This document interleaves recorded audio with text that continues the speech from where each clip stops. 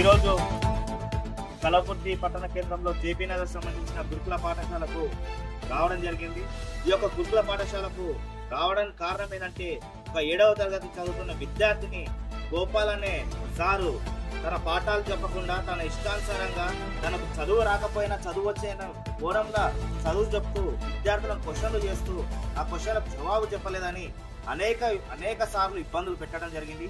ఈ యొక్క విద్యార్థిని గతంలో కూడా ఇదే విధంగా ఇబ్బంది పెడితే వాళ్ళ యొక్క తల్లిదండ్రులు వచ్చి ఇక్కడ మా యొక్క అబ్బాయికి వీకున్నాడు, అలాంటి పనిష్మెంట్ చేయొద్దని చెప్పినా అదే విధంగా మళ్ళీ రిపీట్ చేయడం జరిగింది. 100 నుంచి 150 గుంజీలు తీపిచ్చి ఆ ఒక విద్యార్థి లేవలేని పరిస్థితిలో ఈరోజు ఉన్నాడు. కేవలం దీనికి కారణం ఎవరంటే ఇక్కడ ఉన్న ప్రిన్సిపాల్, ఇక్కడ ఉన్న ఉపాధ్యాయులు అని తెలియజేస్తున్నాను. ఎందుకంటే ఇలాంటి ఇన్సిడెంట్స్ జరుగుతున్నాయంటే కేవలం ఇక్కడ ఉన్న ప్రిన్సిపాల్ నిర్లక్ష్య వైఖరి అని తెలియజేస్తున్నా. అదే విధంగా ఇప్పుడు ప్రిన్సిపాల్ లేకపోవడంతో వైస్ ప్రిన్సిపాల్ తోటి మాట్లాడి సమాచారం తెలుసుకున్న వరకు ఆ యొక్క గోపాల్ అనే సార్ని సస్పెండ్ చేయడం జరిగింది.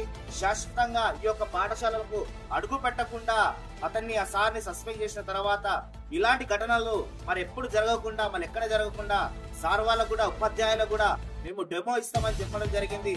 కాబట్టి ఈ యొక్క విషయం బట్టి ప్రభుత్వం అయినా సరే, ఇక్కడున్న విద్యా అధికారులైనా సరే ఇలాంటి ఇన్సిడెంట్లు జరగకుండా, గతంలో కూడా జరగకుండా, ఎప్పుడు జరగకుండా మీరు బాధ్యత వహించాలి.